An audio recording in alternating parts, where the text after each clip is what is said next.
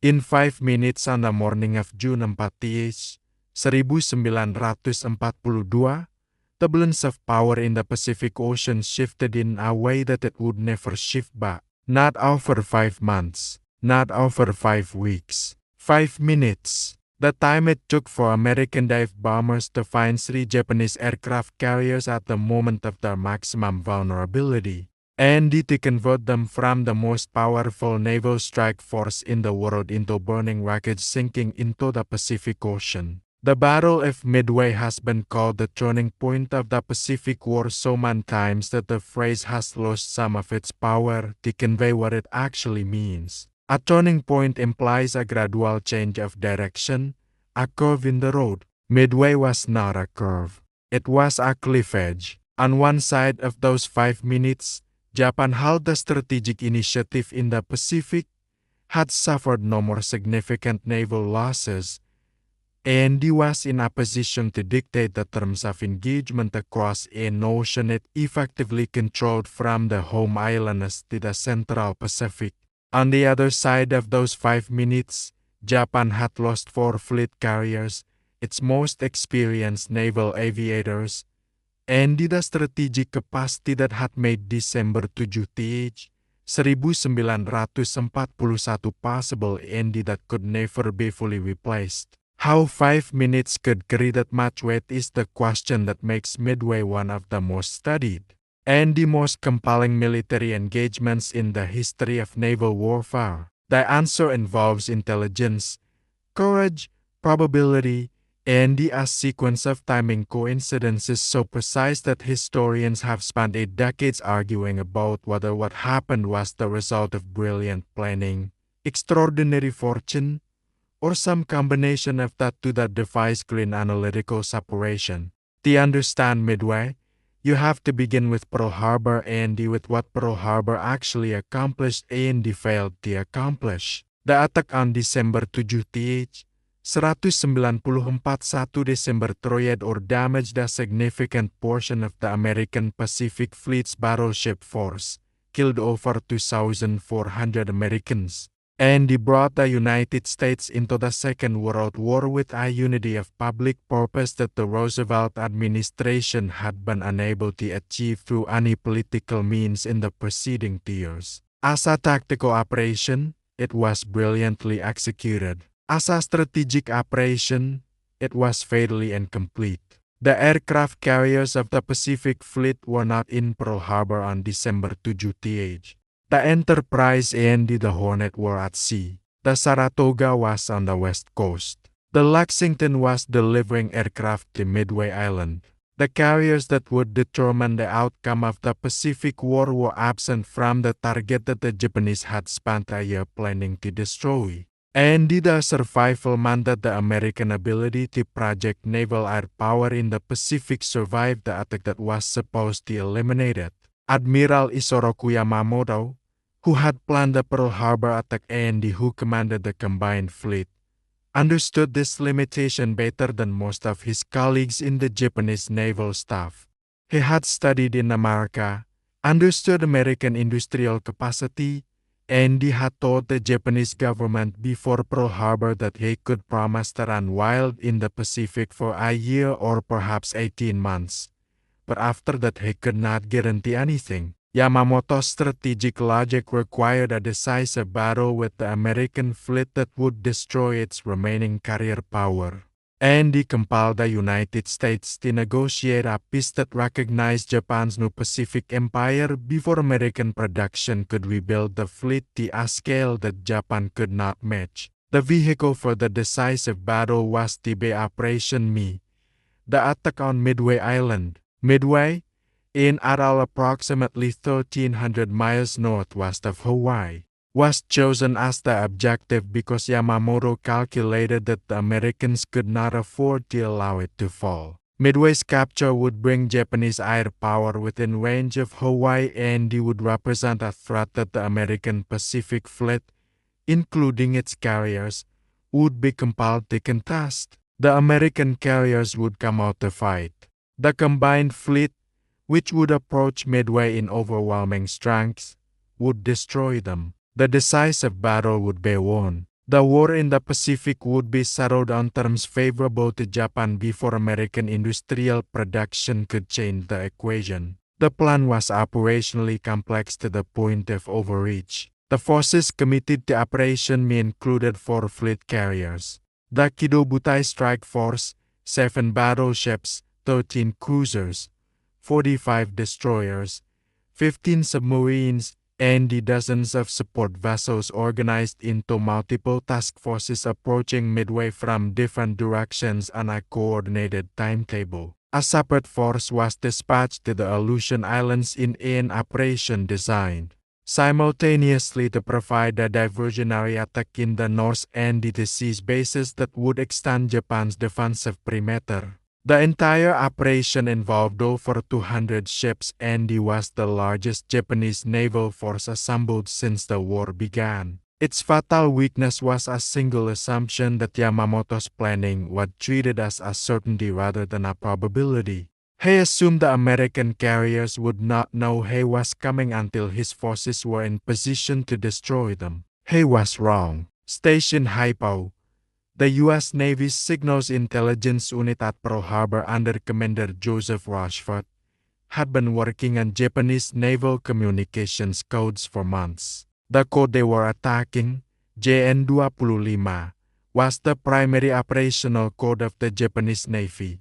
And by the spring of 1942, Rochefort's team had achieved a partial break that allowed them to read fragments of Japanese naval communications with enough consistency to build a picture of intentions even when specific messages were only partially decrypted.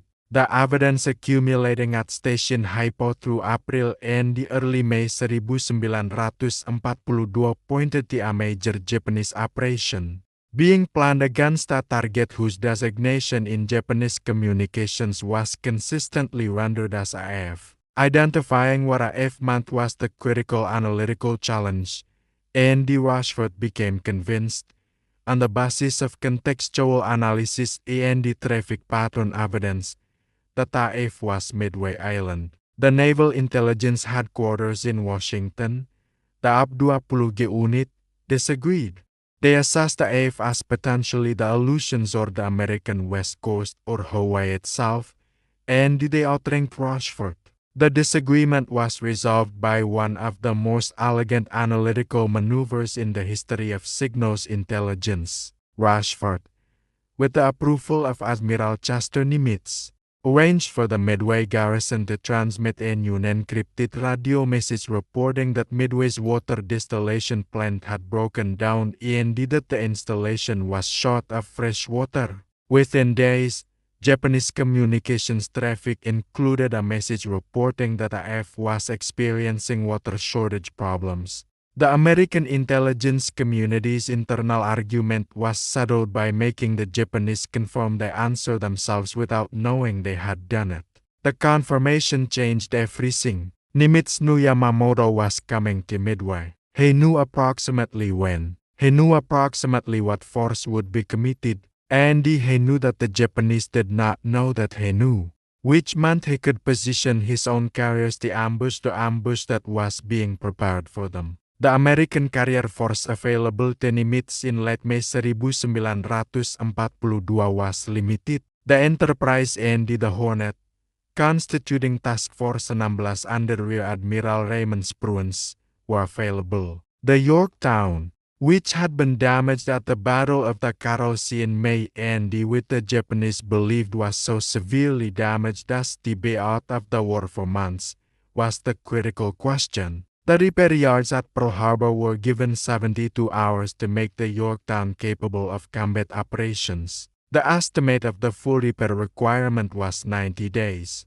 The yard workers worked continuously, around the clock, for 72 hours, and they made it battle-worthy in that time. It was not fully repaired. It was functional, and its presence at Midway, constituting Task Force 17 under Rear Admiral Frank Fletcher, would prove to be decisive. The Japanese Kido Butai, the carrier strike force, approached Midway under the command of Vice Admiral Chuichi Nagumo, who had commanded the Pearl Harbor Attack Force and whose reputation in the Japanese Navy was at its peak.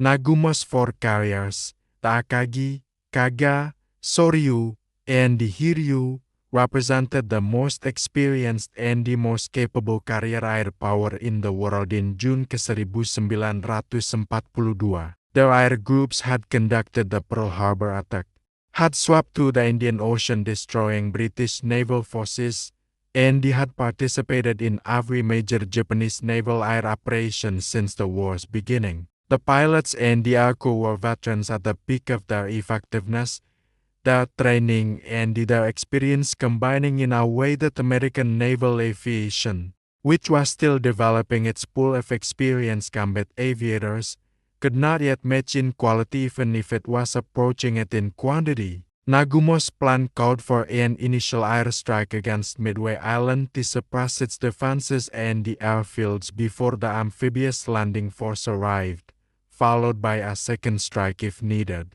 with his carriers maintaining a reserve of torpedo-armed aircraft in case the American fleet appeared.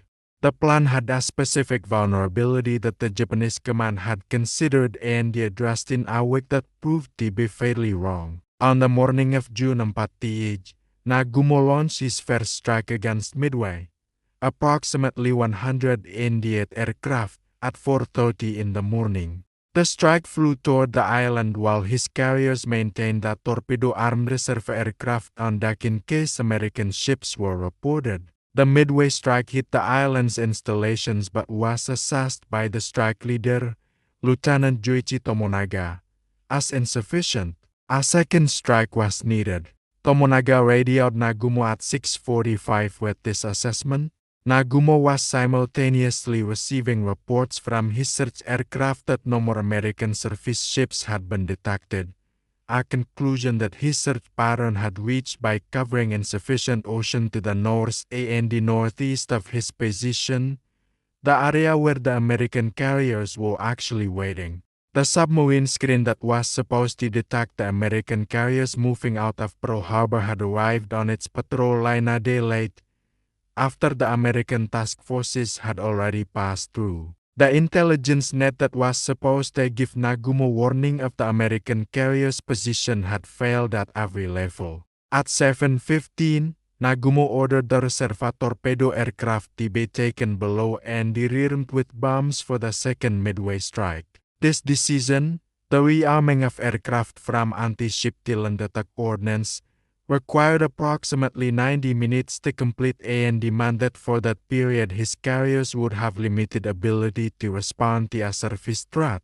It was a calculated risk based on his assessment that no more American carriers were in the area. At 7:28, a Japanese search aircraft reported sighting American surface ships to the north. At 7:40, the report was amplified to include what appeared to be a carrier. Nagumo ordered the rearming stopped.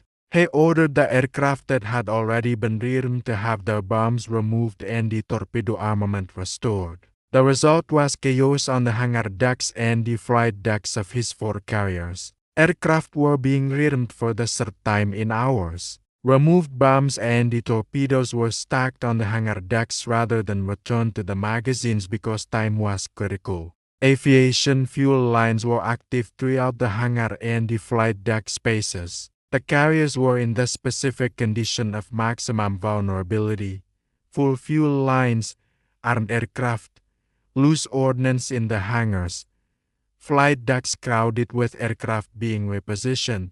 When the American dive bombers arrived, the American attack on the Kido Butai on the morning of June 4th was not a coordinated masterpiece of naval aviation. It was a series of attacks by different units that arrived over the Japanese carriers at different times, with different weapons, and with catastrophically different results that together created the specific 5-minute window of destruction that turned the battle. The torpedo bomber attacks came first and they were devastating in their cost to the attackers and completely ineffective in their tactical results. The Torpedo Squadron 8 from the Hornet, 15 TB the Devastator aircraft under Lieutenant Commander John Waldron, found the Japanese fleet and the attack without fighter escort, having become separated from the rest of the Hornet Air Group in the search. The Devastator was a slow aircraft in 1942 terms, and the torpedo attack profile required it to approach at low altitude, and the relatively low speed to drop its weapon with any hope of accuracy. Against the Japanese combat air patrol of Zero fighters and the carrier's anti-aircraft fire, the slow, low approach was suicidal. All 15 aircraft of Torpedo 8 were shot down. One pilot, Anson George Gay, survived. He clung to acid cushion in the water and he watched the subsequent battle from the surface of the Pacific Ocean, the only living witness to everything that happened above him.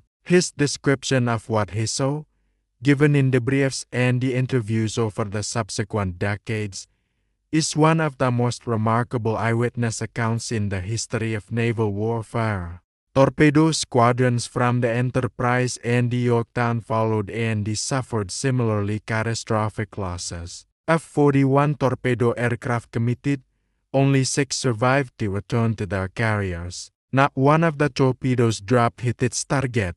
The torpedo attacks had accomplished nothing tactically visible. What they had accomplished invisibly was to drag the Japanese combat air patrol fighters down to low altitude, concentrated around the carriers in the defense against the torpedo attack threat at the moment when the American dive bombers were arriving at high altitude from a completely different direction. The Dauntless dive bombers of Scouting 6 and the Bombing 6 from the Enterprise, and the bombers from the Yorktown, arrived over the Japanese carriers between 10:22 and 10:25 in the morning. The combat air patrol was at low altitude. The carriers below were in the maximum vulnerability state of the rearming and the repositioning operation. The weather had created a gap in the clouds that gave the dive bomber pilots a clear visual approach. The Japanese had no more warning. Lieutenant Commander Clarence McCluskey, leading the Enterprise dive bombers, had spent approximately half an hour flying the wrong course searching for the Japanese fleet before turning on a hunch and finding the carriers below. The hunch, or the calculation that led to it, is one of the contested moments of the battle that historians have examined at length. What is not contested is that he found them. McCluskey's aircraft and those of the Yorktown's bombing squadron attacked simultaneously in a convergence whose timing was not perfectly coordinated from the American side but that appeared, from the Japanese perspective, as a simultaneous attack from multiple directions. The Akagi, Nagumo's flagship, was hit by 2 bombs and he was fatally wounded within minutes. The Kaga was hit by 4 bombs and he was also fatally wounded. The Soryu was hit by 3 bombs from the Yorktown's bombers and he joined the others in the specific visible process of becoming a burning ship that could not be saved. 3 fleet carriers, the core of the Pearl Harbor attack force, were effectively destroyed in approximately 5 minutes of actual bombing. The precise timing, which various accounts have estimated at between 5 and 7 minutes for the actual attack, is the basis for the 5-minute figure that has become part of the battle's legend. Whatever the exact duration, it was brief. The transformation it accomplished was permanent. The 4th carrier, the Hiryu, was not attacked in the initial strike and immediately launched counter-strikes against the American carriers. The Hiryu's aircraft found the Yorktown and hit her with bombs in the first counter-strike and with torpedoes in the second, leaving her dead in the water and eventually prompting the order to abandon ship. The Yorktown would survive the initial damage well enough that repair parties reboarded and were working to restore power when a Japanese submarine torpedoed her the following day. She sank on June 7th. The Hiryu's fate was sealed when American aircraft found her in the afternoon of June 4th. Hit by 4 bombs, she burned through the night and sank the following morning. All 4 of Nagumo's fleet carriers were gone. The human cost of Midway on the Japanese side concentrated not just in the number of aircraft and the ships lost but in the air crew. The experienced pilots and the crew of the Kido Butai, men who had been training for career aviation since the late 1930s, and who had accumulated combat experience across the full range of Japanese naval air operations since Pearl Harbor, died in numbers that the Japanese naval aviation training pipeline could not quickly replace. Approximately 2,500 Japanese sailors died at Midway. The precise number of aviators killed is difficult to establish from available records, but the loss of trained, experienced carrier crew represented a qualitative depletion that was arguably more significant than the quantitative loss of the carriers themselves. Japan could build carriers. It could not quickly produce the aviators to fly from them at the level of proficiency that the Kido Butai had achieved. The American Naval Aviation Training Program, operating at a scale that American industrial capacity could support, would produce aviators in increasing numbers as the war continued. The Japanese training program, constrained by resources and by a personnel doctrine that emphasized quality over quantity to the point of underinvestment in training infrastructure, could not match American production of trained aircrew. By 1943 and especially by 1944, the quality gap between American and the Japanese carrier aviation had reversed from where it had been at Pearl Harbor, and the reversal had begun at Midway. The aftermath of Midway was managed in both countries with the specific care of governments handling information that had major implications for public morale and military security. In the United States, the battle was reported as a major victory, which it was, but the details of the intelligence success that made it possible were not disclosed for obvious reasons.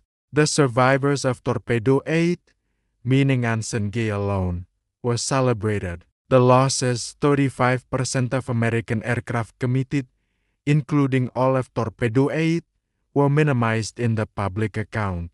The surviving Japanese sailors recovered from the carriers were kept in strict isolation and their existence was not publicized, because the capture by American forces revealed that American naval intelligence had broken Japanese codes and that revelation would have compromised the intelligence advantage that had made Midway possible. In Japan, the defeat was concealed from the public with a thoroughness that reflected both the Japanese government's control of information and the specific shame that the scale of the defeat carried in a military culture that had experienced only victories since December. The survivors of the sunken carriers were isolated on their return to Japan, forbidden to discuss what had happened, transferred to units where the knowledge of the defeat could not spread to the general population. The official announcement acknowledged the battle but described it as an exchange of losses rather than the catastrophic defeat it had been.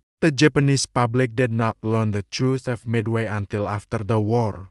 The strategic consequences of Midway unfolded over the subsequent 3 years in ways that confirmed Yamamoto's pre-war assessment of the timeline more precisely than he would have wished. The decisive battle he had sought, which he believed would end the Pacific War on terms favorable to Japan before American production could reverse the balance, had instead been decisively lost. The carriers and the aircrew that Japan could not replace were gone. The strategic initiative in the Pacific, which Japan had held since December 7 1941, passed to the United States within 6 months of Pearl Harbor and never returned. The Guadalcanal Campaign, which began in August 1942 and continued for 6 months, was the first expression of the changed strategic situation. American forces went on the offensive,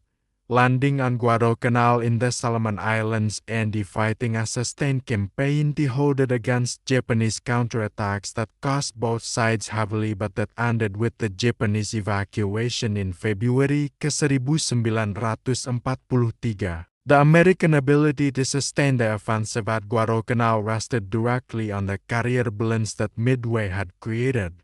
With 4 Japanese fleet carriers gone, Japan could not achieve the sustained carrier air superiority that would have made the Guadalcanal operation untenable for the Americans. The subsequent American Pacific campaign, island hopping northward and westward toward Japan across 2.5 years of fighting, operated within the strategic framework that Midway had created. It was not easy or bloodless. The island campaigns of Tarawa, Saipan, Iwo Jima, and the Okinawa produced casualties that exceeded anything the American public had been prepared for. But it was directionally consistent and strategically coherent in a way that the pre-Midway Pacific War had not been for the American side. The pilots who flew the dive bombers on June 4 th, 1942, most of them young men in their 20s who had been training for carrier aviation for a year or two and who approached the Japanese fleet that morning without fighter escort, without certainty that the carriers were where they expected them to be, without the specific confidence that comes from having done something comparable before, made decisions that morning that they could not have fully understood the weight of at the time. McCluskey turned on the hunch that found the Japanese fleet, the pilots of Torpedo 8 pressing the attacking aircraft that had no more realistic chance of surviving the approach, knowing what was happening to the aircraft ahead of them and continuing anyway. The dive bomber pilots rolling over into their attack dives from 14,000 feet toward targets that were moving, defended, and surrounded by fighters that were concentrated at low altitude rather than high. These were not moments of strategic calculation. They were moments of individual decision under conditions of extreme stress and complete information, and the moral danger, and they accumulated into a 5-minute window that changed the direction of our world war. The Pacific Ocean is very large. The specific patch of it that lies northwest of Midway Island, where 4 Japanese fleet carriers burned and sank on June 4 and 5 1942, is not marked by any visible memorial. The ocean keeps no more record of what happened at its surface. The ships are on its floor, in water too deep for any memorial ever to have reached them. In the specific and the permanent darkness of ocean depth where the metal is slowly returning to its component materials and the men who were with it when it went down have long since returned to the same process. The Midway Atoll itself is now the Midway Atoll National Wildlife Refuge, administered by the U.S. Fish and Wildlife Service. The runways and the buildings of the wartime base still exist in various states of preservation and decay. The island's primary inhabitants are Elysian albatrosses, which nest in enormous numbers, the populations recovering from a century of human disturbance in ways that the island's wartime roar did not interrupt. The albatrosses do not know what happened at Midway. They have no more memory of June 4 1942. They nest and breed and fly their enormous ranges over the same Pacific Ocean where 4 carriers went down, and the ocean below them is the same ocean it was then, indifferent to everything that happened at its surface and unchanged by any of it. The 5 minutes that changed the Pacific War happened on that ocean and above it. They are not visible. They are not marked. They exist only in the records and the memories and the histories that the people who were there and the people who studied what they did have maintained because they understood that what happened in those 5 minutes was too consequential to allow the ocean's indifference to be the only monument. The men of Torpedo 8 are not on the ocean's floor. They are in the water column that extends from the surface to the floor, dispersed by currents that have been moving since 1942, returned to the Pacific that they crossed the fight over and that received them when the fighting was done. Their names are on a memorial at the National Museum of the Pacific War in Fredericksburg, Texas, and on the official records of the United States Navy.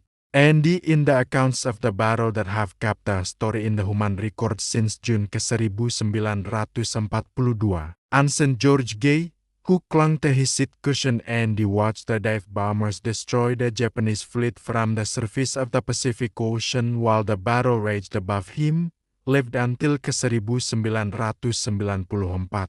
He gave hundreds of interviews and he talks about what he witnessed.